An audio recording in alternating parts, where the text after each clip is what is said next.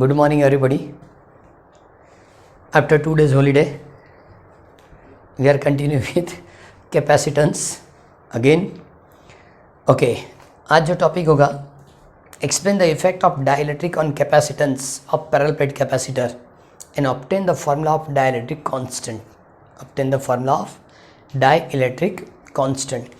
अब suppose capacitor की दो प्लेट हम ड्रॉ करेंगे, तो दोनों प्लेट के लिए cross section A, separation between them is a D. Separation between them is a D. Okay, now plus Q in first plate and minus Q on second plate. So now electric field between this two is E is equal to sigma upon 2 epsilon 0 for positive, sigma upon 2 epsilon 0 for negative. पहले भी बताया था कि सिर्फ magnitude है इसलिए addition करेंगे. Okay, plus का प्लस माइनस का माइनस ऐसा नहीं लिखेंगे. Okay, so now that is equal to sigma upon epsilon 0. That is equal to sigma upon epsilon 0. Okay, now this electric field the initial electric field so called E0. So now E0 is equal to sigma upon epsilon 0. Sigma upon epsilon 0. Now potential between these two plate is equal to E0 into D. Potential equal to electric field into distance. Okay. So now C0 equal to Q upon V0. Capacitance की formula क्या है? C equal to Q by V. So initial capacitance C0 equal to Q upon V0. So now Q upon E0 into D. Okay. Now Q is equal to sigma A upon E0 into D. Clear? तो ये initial capacitance की formula होगी. C0 is equal to sigma A upon E0 into D. Okay, अब इसको आप ऐसा भी लिख सकते हैं. सो इसको कंप्लीट करेंगे. Epsilon 0 is the C0 is equal to sigma A epsilon 0 into D. अब Q is equal to sigma है तो वो भी हो सकता है. फिर से वो फार्मूला ऊपर वाली फिर से भी हम कंटिन्यू कर सकते हैं, लेकिन यहाँ तक हम याद रखेंगे. इससे फार्मूला क्या मिलेगा? C0 is equal to epsilon 0 A upon D ऐसा कैलकुलेट कर सकते हैं. क्लियर?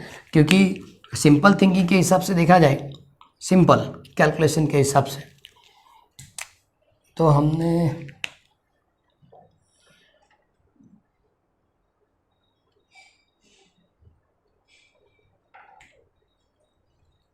ओके जो भी लिखा है बराबर है. यहाँ तक फार्मूला आएगी.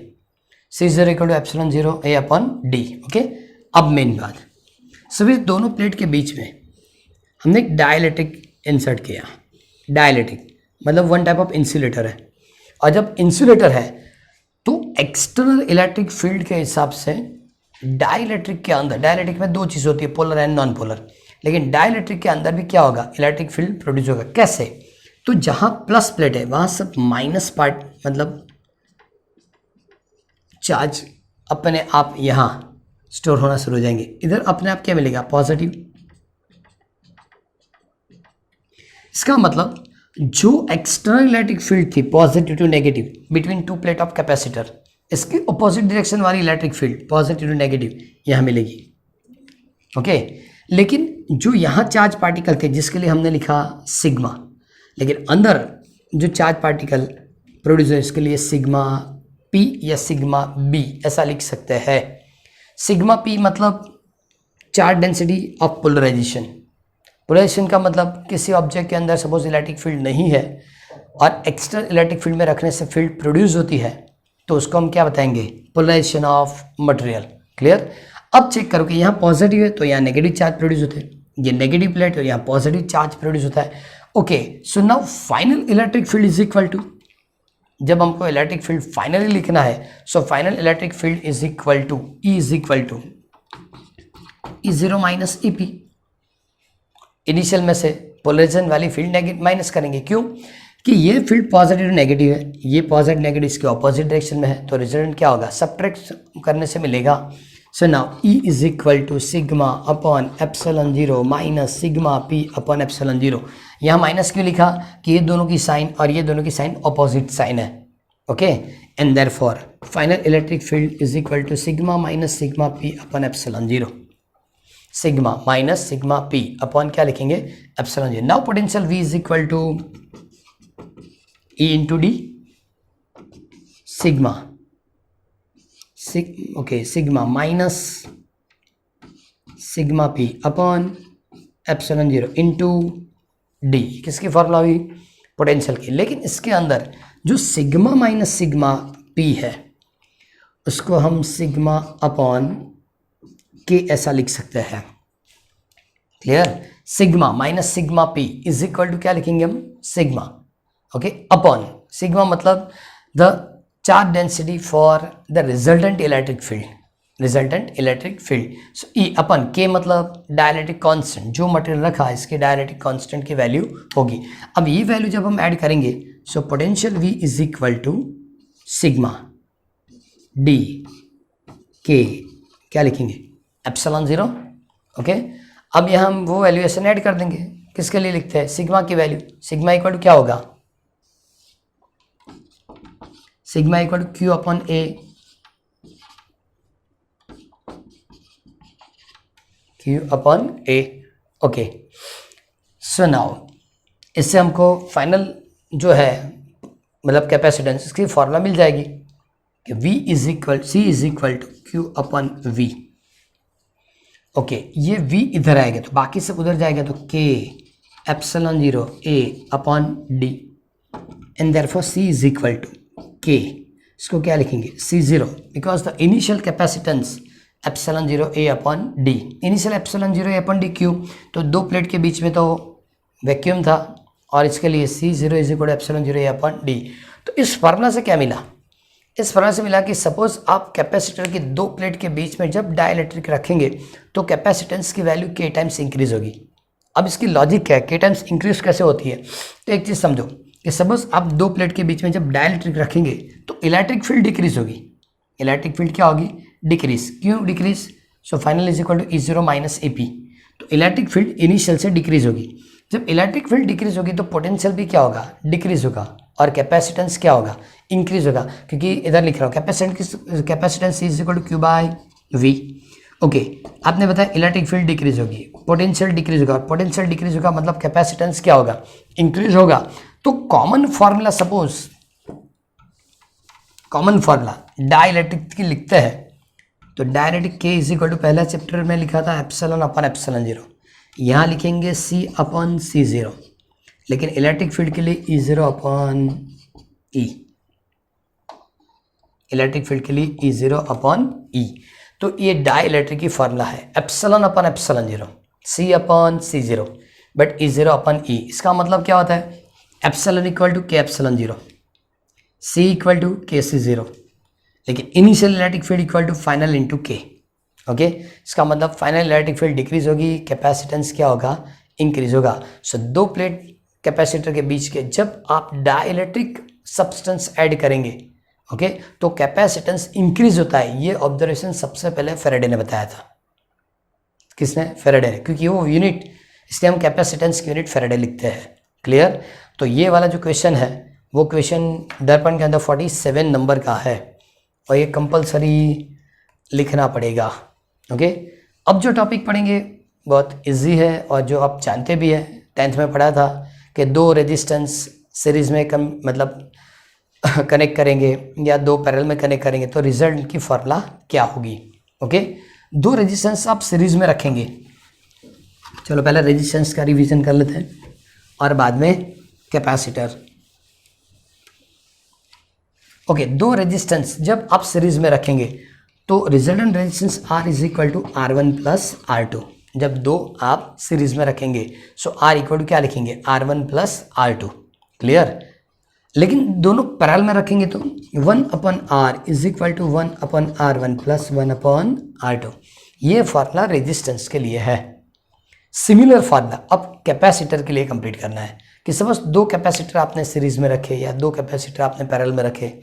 अब देखो टेक्स्ट बुक और दर्पण दोनों में सबसे पहले दो कैपेसिटर के लिए थ्योरी बताई और बाद में n कैपेसिटर के लिए एक्सप्लेन किया.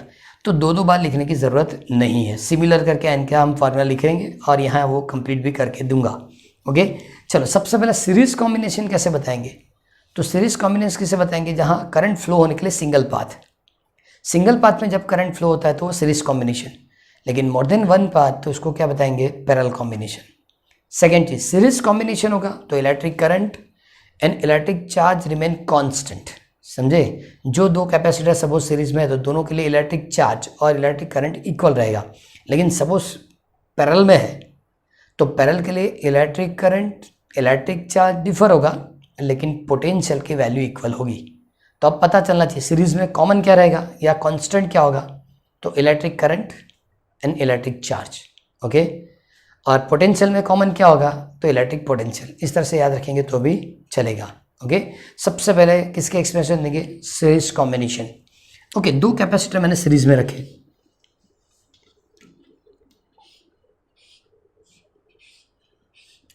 ये 7, इसको क्या बताएंगे? C2।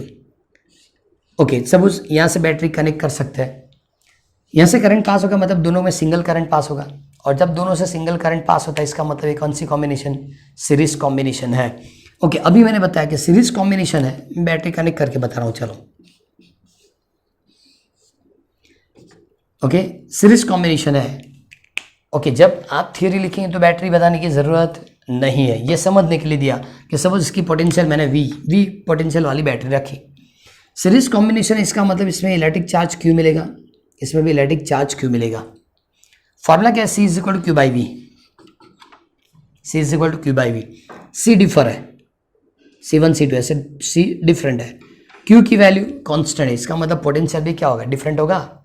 तो फर्स्ट की पोटेंशियल V1, सेकंड की potential V2।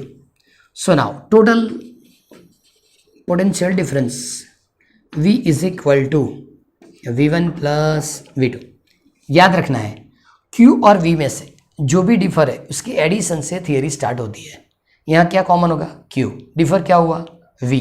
So total potential V is equal to क्या लिखेंगे? V1 plus V2। लेकिन according to this formula V equal to Q by C and therefore V is equal to Q upon C1 Q upon C2। ओके, अब ये जो Q है सामने वाली साइड पे ले जाओ, सो 1 upon C1 plus 1 upon C2।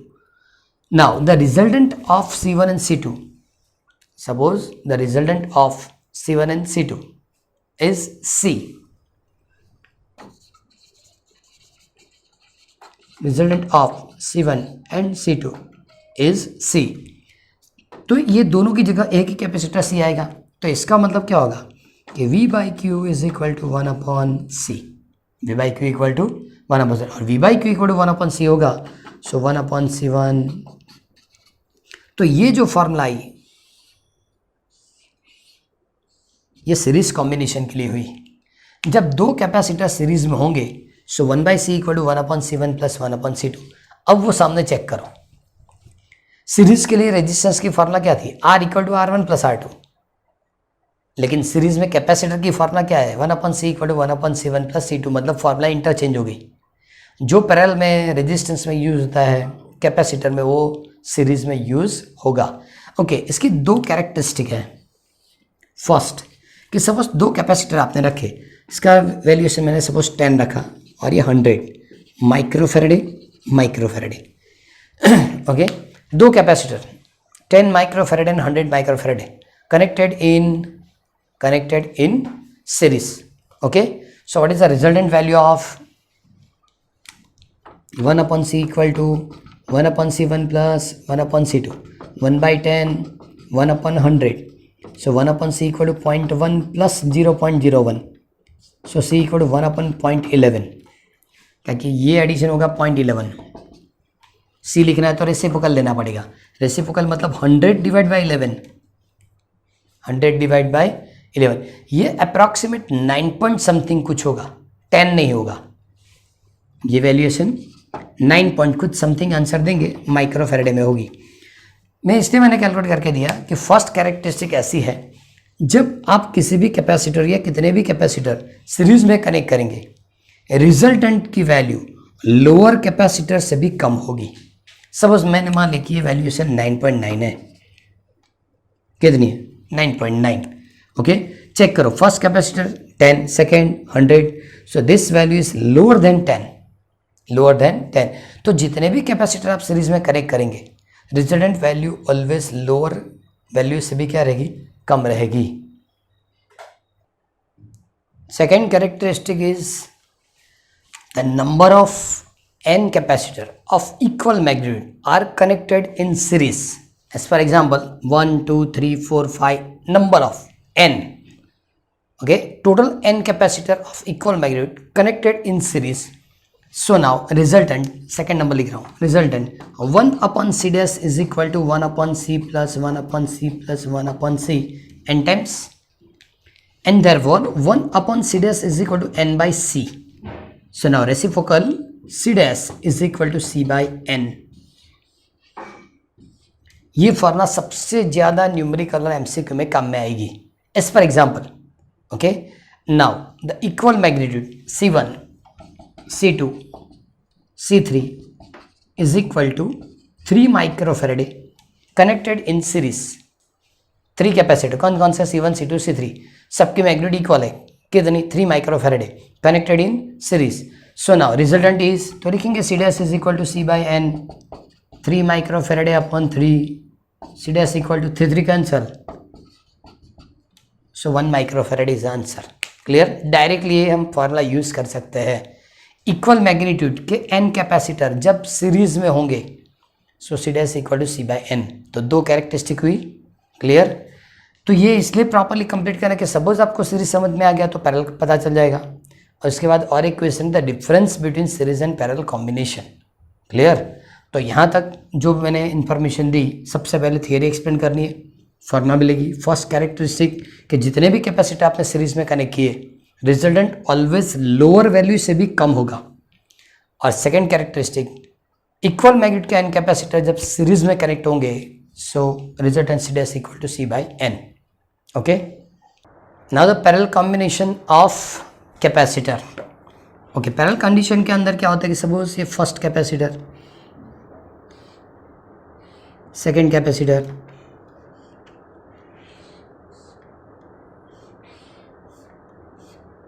C1 और ये C2।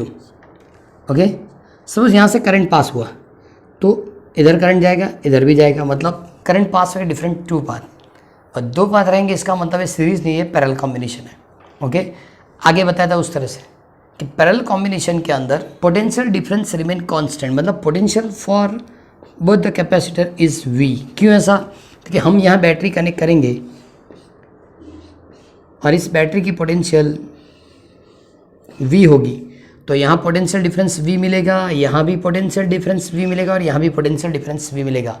फॉर पैरेलल कॉम्बिनेशन दोनों एंड के बीच की potential difference always remain constant. इसका मतलब इसकी पोटेंशियल V, इसके लिए भी पोटेंशियल V, लेकिन अभी लिखा था C is equal to Q by V, C different है, V इक्वल है, तो इसका मतलब चार्ज डिफरेंट होंगे, मतलब यहाँ इलेक्ट्रिक चार्ज Q1 आएगा, इधर इलेक्ट्रिक चार्ज Q2 होगा। ओके, तो पहले लिखा था कि जो फिजिकल क्वांटिटी डिफर है उसके एडिशन से स्टार्ट करेंगे। So now total charge Q is equal to Q1 plus Q2, Q1 plus Q2। According to this formula Q is equal to Q1 मतलब C1V and C2V, potential constant लेकिन capacitance different है। Okay, now C1 plus C2 into V and therefore Q upon V is equal to C1 plus C2, but Q by V equal to C, या लिखेंगे the resultant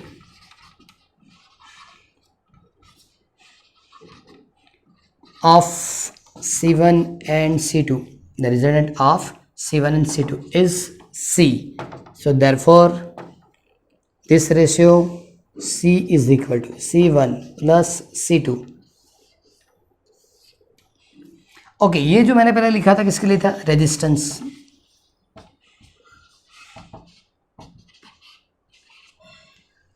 ये दोनों first series and parallel. अब capacitance, okay तो capacitance में क्या होगा, पहले लिखेंगे 1/c equal to 1/c1 plus 1/c2 और पैरेलल के लिए c1 प्लस c2। तो देखा इंटरचेंज हो गया, जो सीरीज की फॉर्मूला रेजिस्टेंस में वो पैरेलल की कैपेसिटर की हो गई, जो पैरेलल में रेजिस्टेंस में लिखा था वो सीरीज कैपेसिटेंस में हो गया। क्लियर। यहाँ भी दो आपको डिफरेंट कैरेक्टरिस्टिक मिलेगी, यहाँ भी दो डिफरेंट कैरेक्टरिस्टिक मिलेगी। फर्स्ट के लिए मैग्नीट्यूड 10, सेकेंड की मैग्नीट्यूड 100। ओके तो फर्स्ट कैरेक्टरिस्टिक इज सपोज जितने भी कैपेसिटर आपने सीरीज में कनेक्ट किए तो रिजल्टेंट क्या होगा, मैक्सिमम वैल्यू से भी ज़्यादा। चलो 10 प्लस 100 110 माइक्रोफेरेडे, फर्स्ट की वैल्यू 10, सेकेंड की वैल्यू 100। ओके तो जब आप पैरेलल में कनेक्ट करेंगे तो रिजल्ट ऑलवेज हायर वैल्यू से भी ज़्यादा होगा, हायर वैल्यू से भी क्या होगा, ज़्यादा। ओके जितने भी नंबर ऑफ जितने भी आप कैपेसिटर लेंगे सबको ऐड करना है, एडिशन होगी, इसका मतलब हायर वैल्यू से भी उसकी वैल्यू क्या रहेगी, ज़्यादा। सेकेंड नंबर, इक्वल मैग्नीट्यूड के n capacitor connected in parallel, equal magnitude के n, as for example first C, second C, third के लिए भी सी, एन कैपेसिटर, तो resultant C dash is equal to C plus C up to n times, and therefore C dash is equal to. तो यहाँ एक चीज और भी ऐड करेंगे कि इक्वल मैग्नीट्यूड के एन कैपेसिटर जब आप सीरीज में रखेंगे तो C dash is equal to C by n, parallel में रखेंगे तो C dash equal to n into C, इस टाइप की फॉर्मूला रहेगी। तो यहाँ भी दो कैरेक्टरिस्टिक थी। क्लियर, याद हो गया, पता चला क्या लिखा।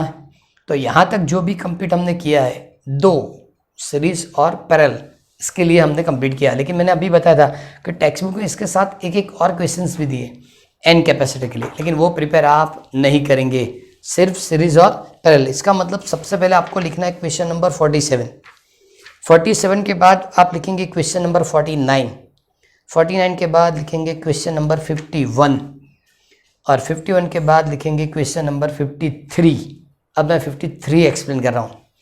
53 में क्या लिखा, write the difference between the capacitor of series and parallel connection, as the difference between the capacitor in series and parallel, series parallel combination के लिए डिफरेंस लिखना है। ओके यहाँ चेक करेंगे तो टोटल 6 पॉइंट लिख के दिए, कितने, 6 पॉइंट।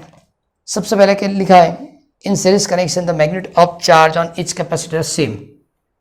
सीरीज में क्या होता है, मैग्नीट्यूड ऑफ चार्ज सभी कैपेसिटर के लिए इक्वल होगा, तो सामने क्या लिखेंगे, magnitude of potential difference equal, ऐसा उसी तरह से लिखा। देखो in parallel connection the potential difference across each capacitor is same, पहले में चार्ज सेम तो उधर क्या होगा, पोटेंशियल सेम। हाँ ज़्यादा पॉइंट बना तो एक पॉइंट बता सकते, एक और क्लू दे सकता हूँ। इधर लिखेंगे सभी कैपेसिटर के लिए चार्ज इक्वल होगा, उधर लिखना है सभी कैपेसिटर के लिए चार्ज डिफर होगा, इधर लिखना है सबके लिए पोटेंशियल डिफर होगा, उधर के लिए क्या लिखना है, सबके लिए पोटेंशियल इक्वल होगा। तो फर्स्ट पॉइंट से हम 2 पॉइंट क्रिएट कर सकते हैं। सेकेंड में लिखा है the reciprocal of the effective capacitance is equal to the sum of the reciprocal of the capacitance of each capacitor, मतलब ये फार्मूला लिखा है उसने, reciprocal of effective capacitance is the sum of the reciprocal of all capacitor, मतलब सबके लिए equal जो है इसको ऐड करके देना है, मतलब ये फॉर्मूला लिख के दी। तो उधर ऐसा लिखा है the effective capacitance is equal to the sum of the each capacitance of capacitor, मतलब C is equal to C1 plus C2 plus C3। Third point, the effective capacitance of capacitor is less than the capacitance of any one of the series connected capacitor. Okay इससे अच्छा ये होगा कि आप ऐसा बताएंगे कि जितने भी कैपेसिटर कनेक्ट है लोअर वैल्यू से भी ये वैल्यू क्या होगी, कम, और पैरेलल में क्या लिखेंगे, हायर वैल्यू से भी ये वैल्यू क्या होगी, ज़्यादा होगी।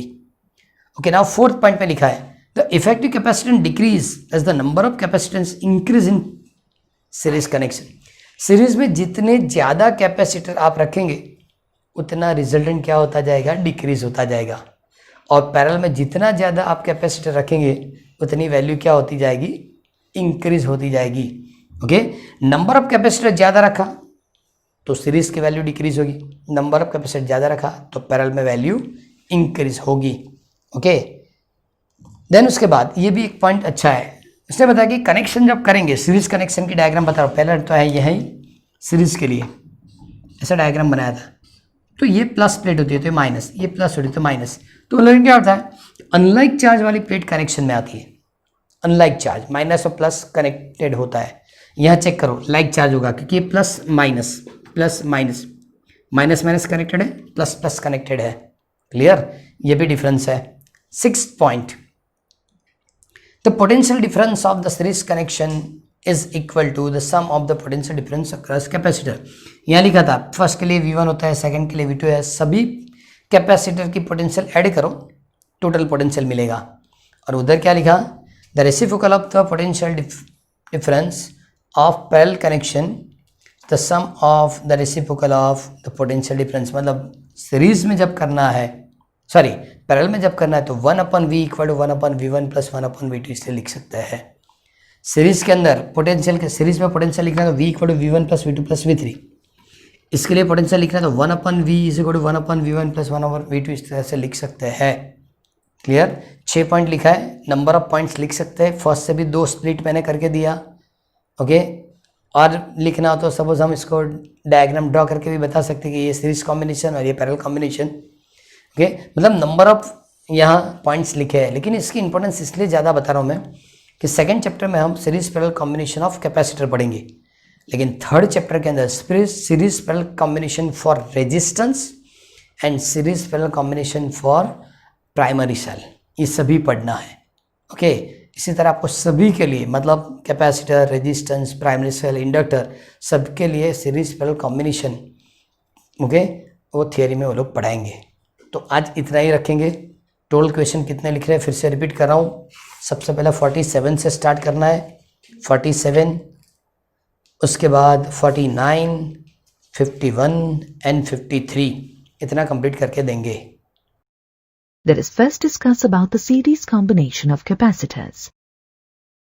Consider two parallel plate capacitors, A and B. The plates of A are labeled P and R, whereas the plates of B are labeled S and T. Let the capacitance of A be C1 and that of B be C2. The plate P of A is connected to the positive terminal of a battery, and the plate R of A is connected to the plate S of capacitor B. The plate T of B is connected to the negative terminal of the battery through a key K. This type of a combination of capacitors is called a series combination of capacitors. Let a potential difference delta V be applied across this combination by the battery. When the key is closed and the battery is connected to the combination of the capacitors, electrons are transferred out of the plate P of capacitor A and onto the plate T of capacitor B. Electrons are negatively charged and hence a negative charge is accumulated over the plate T. Let this charge be minus Q. Simultaneously, an equal amount of positive charge plus Q accumulates over the plate P. As minus Q accumulates on plate T, an equal amount of negative charge is forced off the plate S of capacitor B. Hence, the plate S has an excess positive charge, which is equal to plus Q. The negative charge minus Q leaving the plate S travels through the connecting wire and accumulates on the plate R of capacitor A. Hence, the magnitude of charge accumulated on the plates of the capacitors connected in series is same. Let the potential difference across the capacitors A and B be delta V1 and delta V2 respectively. The relation between the capacitance of a capacitor C, the charge Q accumulated on it, and the potential difference across its plates delta V is given by Q is equal to C delta V. Let this be equation 1.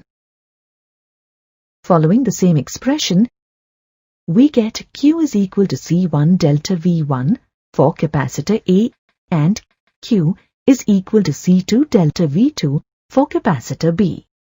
Simplifying the two expressions, we get delta V1 is equal to Q by C1 and delta V2 is equal to Q by C2. Let these be equations 2 and 3 respectively. In general, the total potential difference across any number of capacitors connected in series is the sum of the potential differences across the individual capacitors. Hence, the total potential difference offered by the battery, delta V, is equal to delta V1 plus delta V2. Let this be equation 4. Let Cs be the equivalent capacitance of the series combination of the capacitors. Then, we have charge Q is equal to Cs delta V. From this expression, we get delta V is equal to Q by Cs. Let this be equation 5. Substituting equation 5, equation 2 and equation 3 in equation 4, we get Q by Cs is equal to Q by C1 plus Q by C2. On simplifying the expression, we get 1 by Cs is equal to 1 by C1 plus 1 by C2. Let this be equation 6. The equation 6 gives the relation between the equivalent capacitance for the combination of two capacitors connected in series and their individual capacitances. The equation can be extended for any number of capacitors with different capacitance values connected in series. If n number of capacitors with capacitances C1, C2, C3, so on, up to Cn are connected in series, then the expression for equivalent capacitance of the combination Cs is given by 1 by Cs is equal to 1 by C1 plus 1 by C2 plus 1 by C3 plus so on plus 1 by Cn. Let this be equation 7. To put in words, we say that when a number of capacitors are connected in series, the reciprocal of the equivalent capacitance of the combination is equal to the sum of the reciprocals of the individual capacitances of the capacitors in the combination.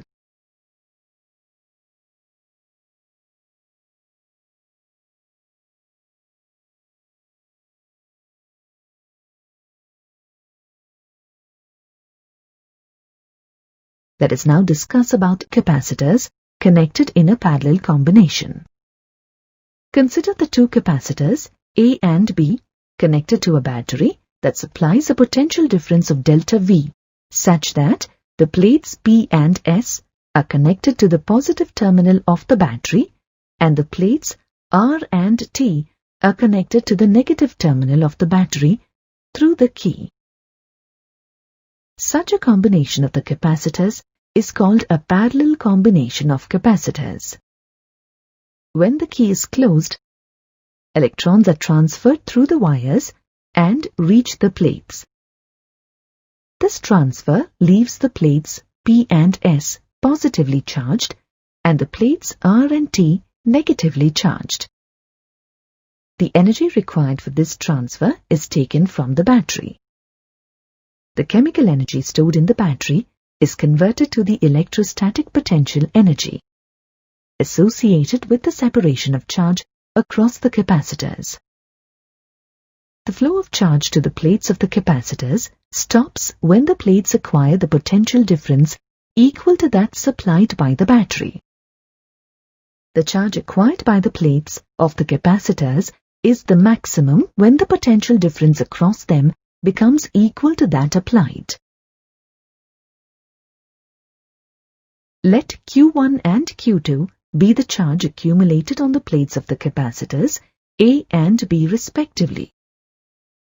the total charge on the capacitors connected in parallel is equal to the sum of the charge on the individual capacitors. Hence, the total charge Q on both the capacitors A and B is equal to Q1 plus Q2. Let this be equation 8. As P and S are connected to the positive terminal of the battery, the potential at the plates is equal to the potential at the positive terminal of the battery. Similarly, the potential at the plates R and T is equal to the potential at the negative terminal of the battery. Hence, the potential differences across the capacitors connected in parallel are the same and is equal to the potential difference applied across the combination. Following equation 1, we have Q1 is equal to C1 delta V and Q2 is equal to C2 delta V.